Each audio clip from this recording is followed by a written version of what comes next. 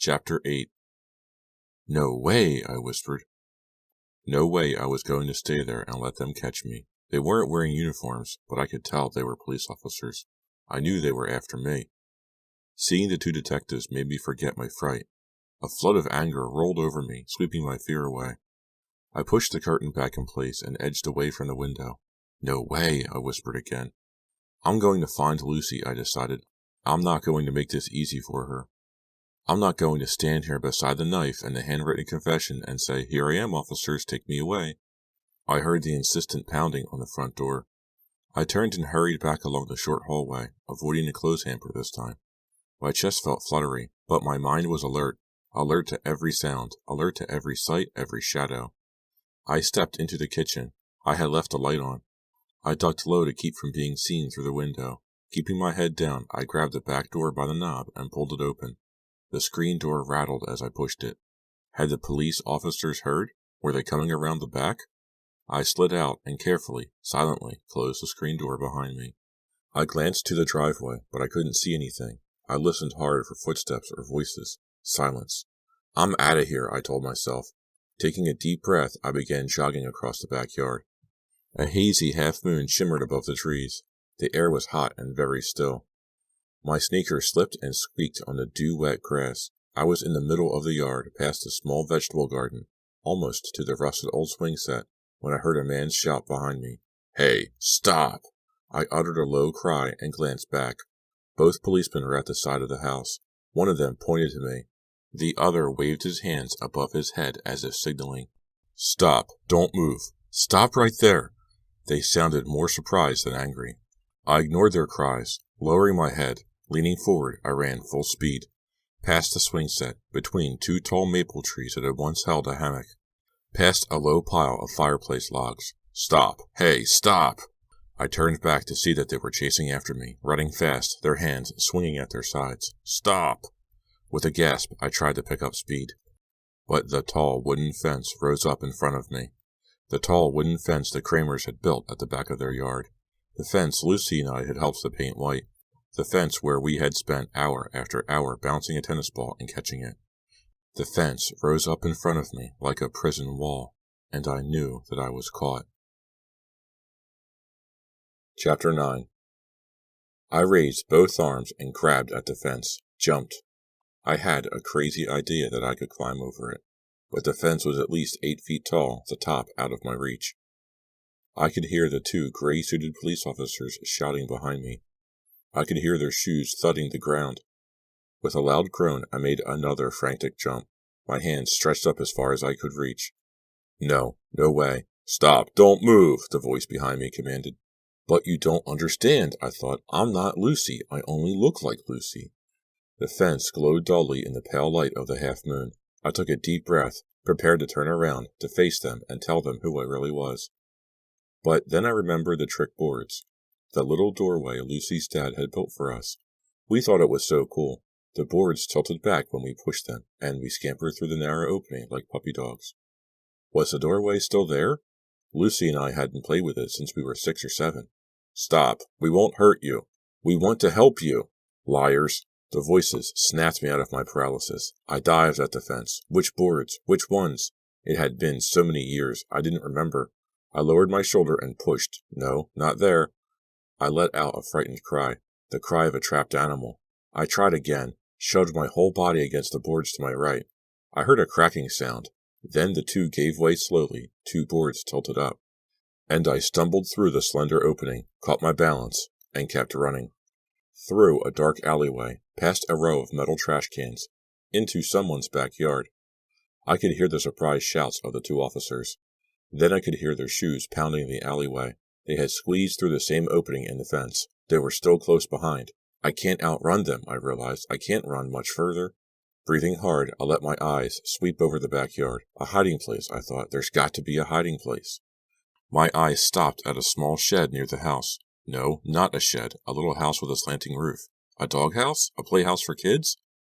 My sneakers slipped on the dew-wet grass as I hurled myself to the little house. I heard the 2 men at the back of the yard. I plunged into the little house, dropped to my knees and crawled inside. Then I tucked myself into a tight ball, shut my eyes tight. buried my head in my arms, like a little kid pretending she's invisible. If I can't see you, then you can't see me. I buried my head, held my breath, and prayed they hadn't seen me dive into this hiding place. Over the pounding of my heart, I listened for their footsteps, their cries, listened for them to run past, to keep running, to the next yard and the next, listened for them to admit they had lost me, to give up the search. My heart nearly stopped when I heard one of them shout, "Over there!" Chapter 10. I let out a silent gasp, but I didn't move.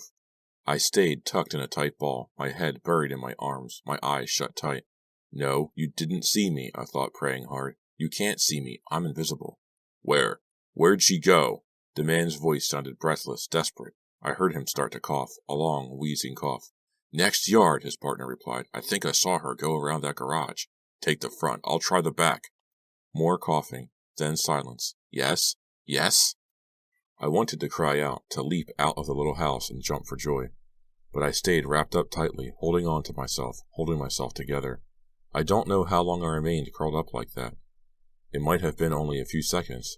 It might have been an hour. I stayed until my body stopped trembling, until my head stopped throbbing, until the red flashes before my eyes dimmed to black. I stayed until the silence became too loud to bear, and when I climbed out of the little house, stretching my cramped muscles, raising my hands over my head, I had a plan. My car waited for me in the student parking lot behind the high school, my little red Civic, the only car in a narrow asphalt lot. I had forgotten about it after school, in my excitement of following Lucy to the woods to switch bodies. I had completely forgotten that I had driven to school. Was that really this afternoon? I asked myself. It seemed as if it had happened days and days ago. This has been the longest day of my life, I told myself, and the saddest. My eyes darted over the empty parking lot. For some reason, I felt like a criminal, stealing my own car. I usually kept my car keys in my jeans pocket, but I was wearing Lucy's clothes. Luckily, I kept a spare key hidden in one of those little magnetic cases under the fender. I pulled open the door and slid behind the wheel. I glanced tensely into the rearview mirror. I expected the 2 police officers to jump out from behind the school building, but there was no one around. My hand trembled as I slid the key into the ignition and started up the car. The hum of the engine sounded soothing. I sat there for a while, listening to the car, running my hands over the cool steering wheel. Lucy, I'm coming, I said out loud. I'm going to find you now, Lucy. You won't get away. I felt a little better, a little calmer, a little more confident as I switched on the headlights, then backed the little car out of the parking space. A few seconds later, I had eased past the side of the school and turned sharply onto Park Drive. A bright spotlight on the front of the school building cast a white cone of light over the bare flagpole. I caught a glimpse of a maroon and white banner proclaiming "Go Tigers" over the front doors. I'm going to drive around town till I find Lucy, I vowed to myself. I'll drive to all of her hangouts. I'll drive everywhere she's ever been. I won't give up. I'll find her. I'll get my real body back. And I'll force her to tell me why she tricked me like this. Lucy, I thought you were my friend, I murmured out loud, easing through a stop sign. How could you hate me so much? How could you hate me enough to want me to take the blame for your parents' murders? As I drove to my house, I tried to think back, tried to think of something I had said to her, something I had done to her to make Lucy hate me, but I drew a blank. I couldn't think of a thing. We had always been so close, so honest with each other. If one of us was angry, we would tell the other. We would never keep it inside.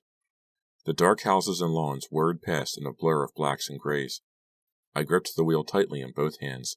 It felt so solid, so real. I gripped it as if holding on to the real world. I had the strong feeling that if I let go of the wheel, I'd slip away, slip out of the car, into a dark, unreal world and be lost forever. I cut the lights as I pulled to the curb in front of my house. If Lucy was home, I didn't want her to see me coming. I wanted to surprise her. But I saw no car in the driveway. The porch light was on, and the spotlight over the front lawn. My parents always left those lights on when they were away. Where are you? I murmured out loud, peering at the dark windows. Where are you this late at night? Lucy, I need my body back. I suddenly found myself wondering if Lucy had been able to fool my parents. Did they think she was Nicole? Did they think I was with them? That nothing had changed? I clicked on the headlights and eased away from the curb. I'm not going to sit here asking questions I can't answer, I told myself. I'm going to drive until I find Lucy. I cruised through town, gripping the wheel tightly. Wherever I drove, Lucy's face floated in the windshield in front of me. I'll find you. I'll find you. I'll find you. The vow became a chant in my mind. I tried friends' houses without success. I drove past my house a second time, a third time, still dark. I tried Alma's coffee shop, a little place where she sometimes hung out. No sign of her. Each time I failed, I grew a little calmer, a little angrier, a little stronger, and more determined to find her. When I finally did track her down, I was ready. She was sitting in a booth at the back of Pete's Pizza, a favorite hangout for Shadyside High kids at the Division Street Mall. I had spotted her through the glass doors. I stopped and stared at my body, sitting there with two other girls, Lucy and my body, talking and laughing as if nothing terrible had happened. I recognized Margie Bendel and Hannah Franks sitting across from Lucy. They were all playfully tugging at a slice of pizza, the last piece on the tray. Lucy plucked off the top layer of cheese and tossed it at Margie. I don't believe this, I thought, leaning against the glass doorway, staring at the three of them, staring at Lucy and my body, Lucy laughing, Lucy having a great time, while I lived the nightmare she had created. I could feel the anger flood my body, until I felt that I might explode into a million pieces. I grabbed the restaurant door, shoved it open, and stormed inside. A waitress flashed me a startled look as I bumped her from behind and kept moving. "Excuse me," she shouted sarcastically. I barely heard her. My eyes were on Lucy, Lucy in my body, Lucy laughing with Margie and Hannah as she tore off a section of the pizza slice and stuffed it into her mouth. I strode past a table of other kids I knew from school. One of them called out, "Hi," but I didn't reply. Margie and Hannah sat across from each other. Margie turned as I stepped up to the booth. "Nicole, hi!" she cried in surprise. How does she know I'm Nicole? I asked myself. I quickly answered my own questions. Lucy told her. Lucy told that we switched bodies. Margie and Hannah both knew. Just another broken promise of Lucy's. Just another lie she told me. But why, I wondered. Why did Lucy tell them? Lucy is a murderer. Why would she want these two girls to know that she isn't really Nicole? Why would she want them to know that she's hiding in my body? "Nicole, what's up?" Hannah asked, tossing her cornrow braids behind her shoulders. She flashed me a smile, but the smile faded as she caught my troubled expression. "Nicole, are you okay?" Margie demanded. No, I'm not okay," I told her. I have to talk to Lucy." Both girls gaped at me in surprise. "But Lucy isn't here," Margie declared. I turned to Lucy's seat. She was gone. Chapter 11. Where did she go?" I stammered. Hannah twirled the wrapper from a straw between her fingers. She gazed at Margie, then narrowed her hazel eyes at me. "Lucy? She wasn't here, Nicole." "I saw her," I replied sharply. Margie patted the cushion next to her. "Sit down, Nicole. Are you okay?" "Lucy was here," I insisted, ignoring Margie's request. "I saw her when I came in. The three of you. You were arguing over the last slice." I glanced down at the pizza tin, empty except for a wedge of crust. "No," Margie insisted softly. "It's just Hannah and me." "You let her get away!" I cried shrilly. "Nicole, please, sit down," Margie insisted. Margie and Hannah were in this together, I realized. Lucy had told them about our switching bodies. Now they were protecting her. They distracted me and allowed Lucy to slip away. But why were they helping her, I wondered. They were my friends, too. I crossed my arms tightly in front of me, to hold myself in, to keep myself from exploding. "I know you talked to Lucy," I cried angrily. "If you didn't talk to her, how do you both know that I'm Nicole?" They both gaped at me. Hannah's mouth dropped open. They couldn't answer the question. I had caught them in their lie. "Nicole?" Margie started. She stepped out of the booth and tried to grab me, but I was too fast for her. I spun away and started jogging down the long aisle to the door. "I know she's here. I'm going to find her," I shouted back. I heard Margie call my name, but I ducked around a group of tough-looking guys in muscle shirts and black denims who were entering the restaurant and dived out the front door. "Lucy is here and she couldn't have gone far," I told myself. I crossed the mall walkway to the CD store and peered up and down. It was late, I realized. Several of the stores were closing for the night. Lights were dimming. Salespeople were locking doors. The mall was nearly deserted. A few late shoppers were making their way to the parking lot. I turned one way, then the other, trying to guess which direction Lucy had headed. She must have driven here, I decided, unless she came with Margie and Hannah. When she saw me enter the pizza restaurant, she ducked out to escape to the parking lot. Walking quickly, I made my way to the exit. I peered into each store I passed, searching the nearly empty aisles for her. Whoa! My heart skipped a beat as I squinted into the clothes closet, one of Lucy's favorite stores. I thought I saw her in the back of the store, holding up a pink blouse, discussing it over the counter with a salesgirl. I turned into the store and began running through the aisle, waving and calling her name. I was halfway to the back when I saw the girl's face clearly, and realized it wasn't Lucy. They turned to me, startled. "Can I help you?" the salesgirl asked. No thanks, I replied breathlessly. I was looking for someone. I turned and hurried out of the store. The music cut off as I stepped back into the main walkway. A strange silence settled over the mall. I heard a baby crying somewhere down the aisle, shouted voices, the clatter of shopping cart wheels. Without the background music, they all sounded sort of eerie, too loud, not normal. I stepped out through the first exit I came to. The broad parking lot was nearly deserted. A woman in a bright blue halter top and blue shorts was loading shopping bag after shopping bag into the trunk of a beat-up car. 2 little kids were jumping up and down in the back seat. Several cars were easing out of the lot, turning onto Division Street. Bright headlights rolled over me, forcing me to shield my eyes as I hurried through row after row, searching for Lucy. No luck. I was too slow, I realized. She got away. Angrily, I shoved the shopping cart out of my way. It clattered noisily over the pavement, coming to rest against a curb. I turned and spotted my car 2 rows down. "Hey!" I cried out in surprise when I saw Lucy, in my body, waiting for me at the side of the car. Chapter 12. "Lucy! Hi!" I shouted. "I'm here!" My sneakers thudded hard over the asphalt as I began running toward her. "Lucy, you're here! I've been searching all over for you." Now maybe we can get things straight, I told myself. Maybe Lucy will tell me what's going on. Even from a distance she appeared tense. She had both arms down stiffly at her sides, her hands balled into tight fists. "Nicole," she called. Not her voice, not Lucy's voice. I stepped up beside her, breathing hard. "Nicole, we have to talk." Not her voice, not her face, Margie's face. Margie grabbed me, squeezing my throbbing shoulders with both hands. She turned and called to a car several rows down. "She's here, Hannah. Hannah, I've got Nicole." I blinked several times, willing Margie away, willing Lucy in her place. But it was Margie, not Lucy. My eyes had played a cruel trick on me. "She's here," Margie called to Hannah. I saw Hannah step around the other car and start toward us. "No!" I shrieked. What were they doing here? Why had they followed me? I have to find Lucy," I stammered. I know she told you we switched bodies."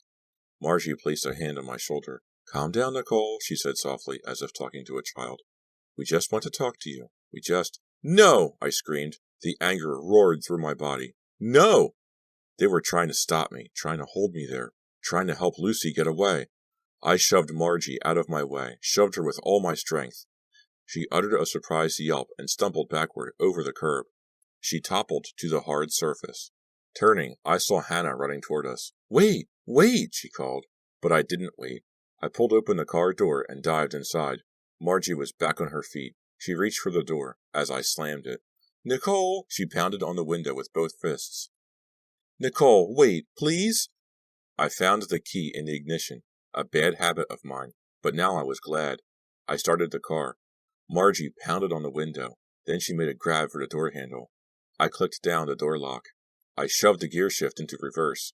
Glancing in the rearview mirror, I saw Hannah step up behind the car to block my path. Wow, I thought, they really want to stop me from getting to Lucy. Hannah waved both hands, signaling for me not to back over her.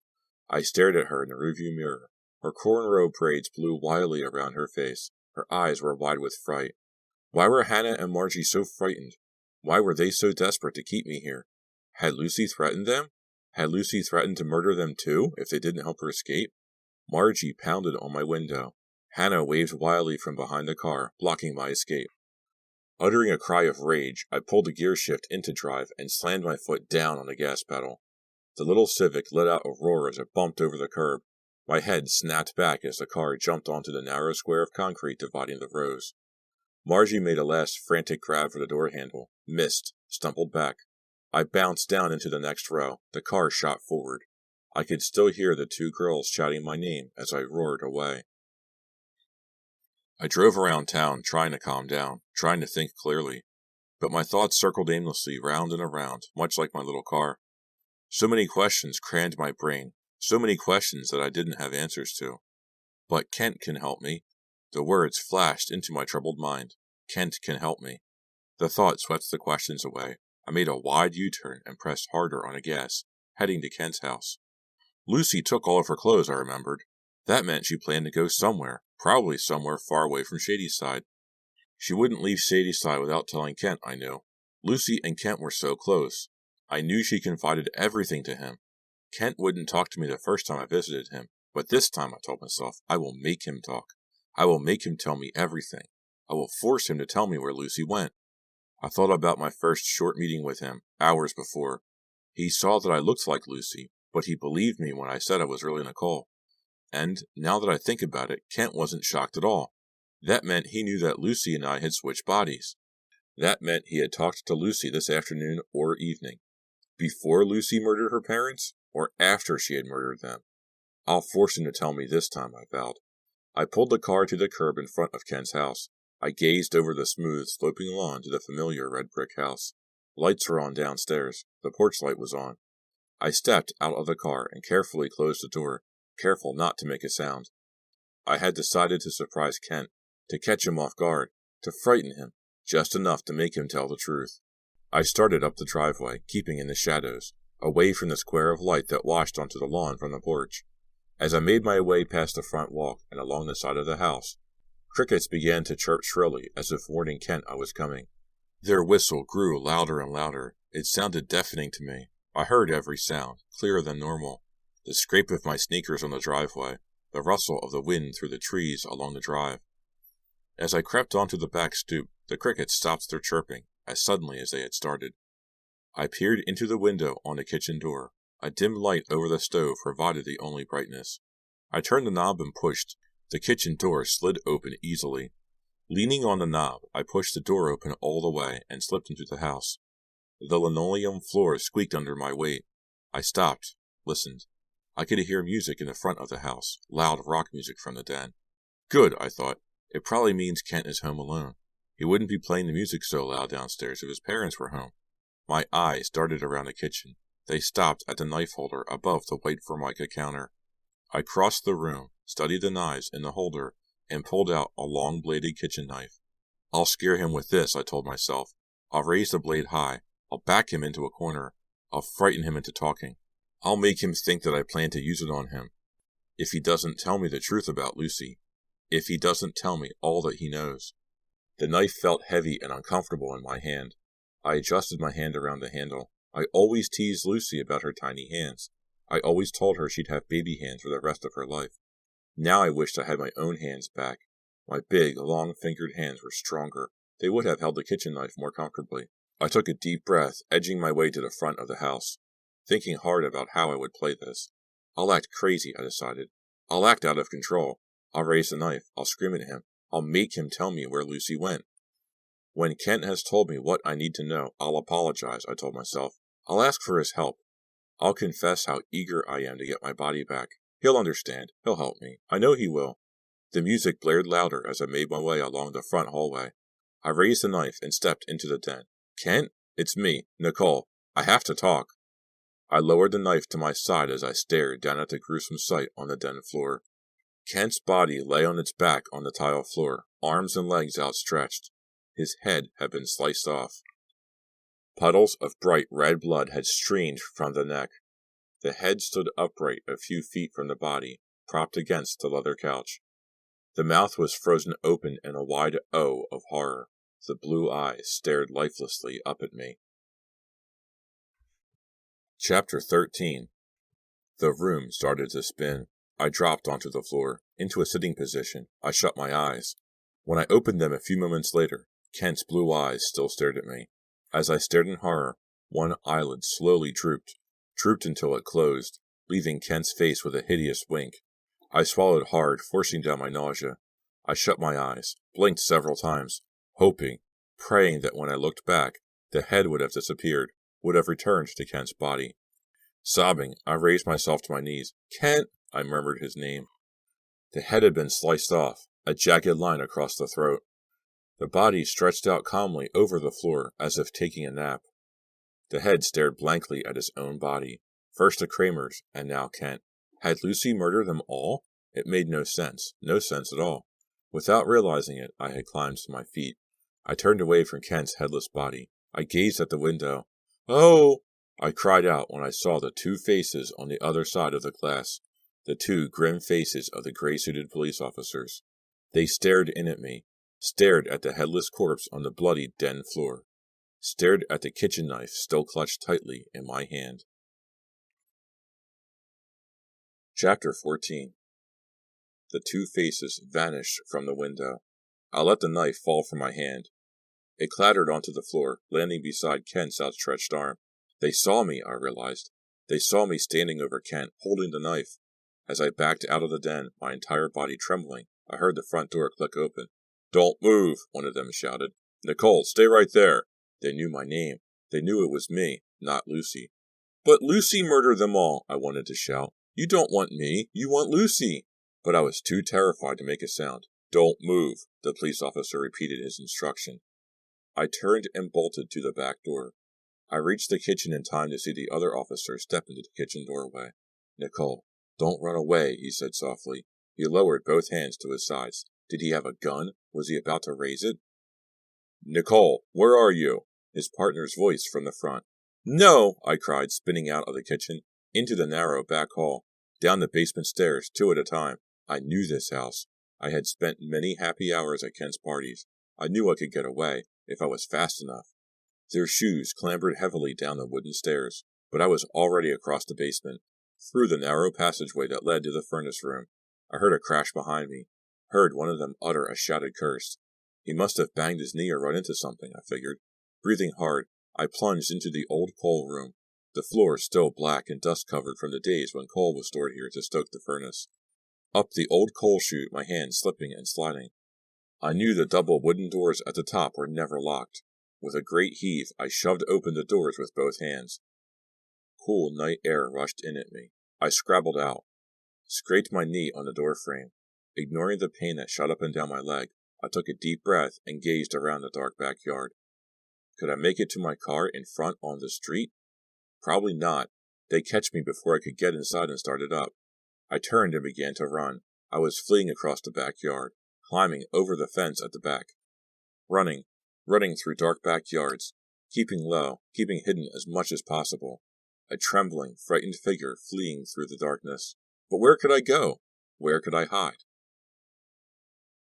I leaned my back against the wall and struggled to catch my breath. There was no one following me, I was sure of that. I would have heard them in these silent woods. I had run all the way to Fear Street, running blindly, the world a blur, through backyards and alleys, across empty streets, past familiar houses that now seemed strange and unfriendly. The whole world appeared unfriendly to me now, worse than that, threatening. And so I didn't even hesitate when I reached the Fear Street woods. I ignored the stories I had heard since childhood. The horrifying legends of the street and these woods. Those stories held no fear for me now. What could be more frightening than my own life?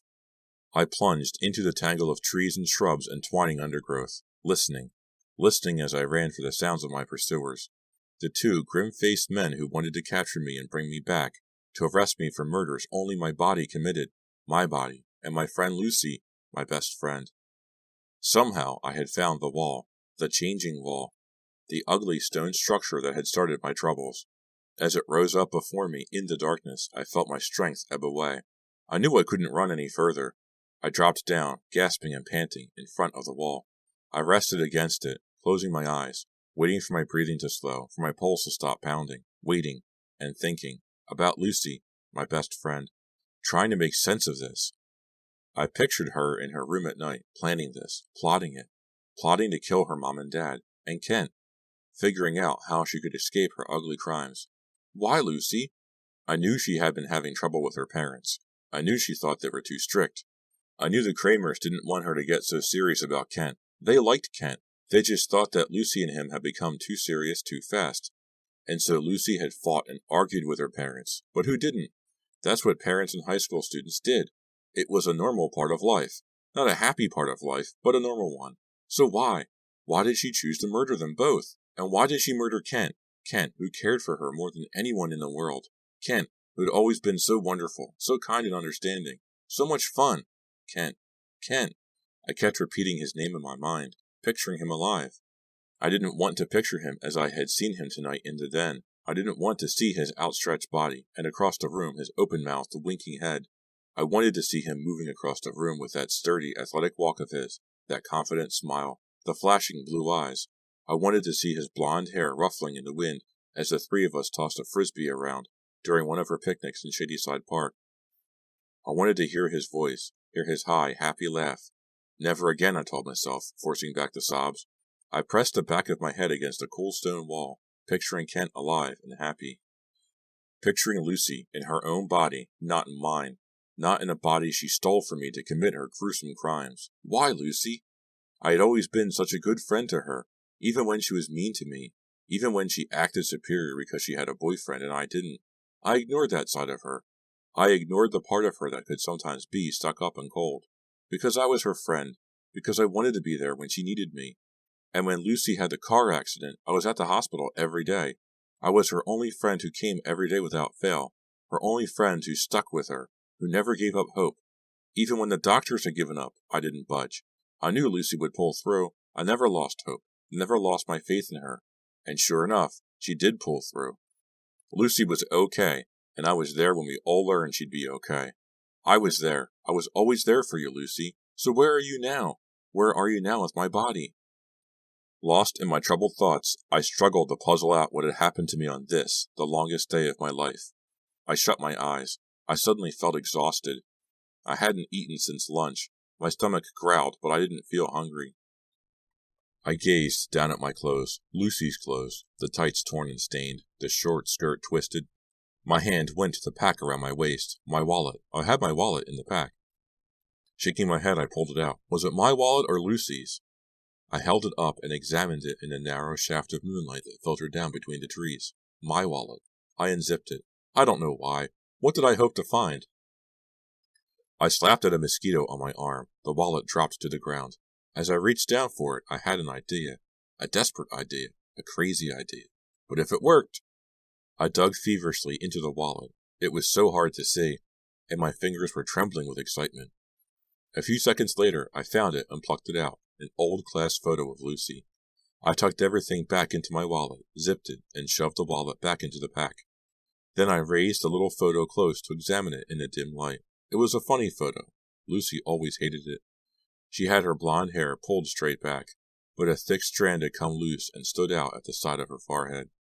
The photographer's light reflected in Lucy's eyes, making them appear to sparkle, but her smile was crooked, and she had a tiny smudge in her chin which looked like a pimple. Lucy hated the photos so much she wouldn't give them out to her friends, but she gave me one on the condition that I put it away and never showed it to anyone. And now, examining the photo, I climbed to my feet.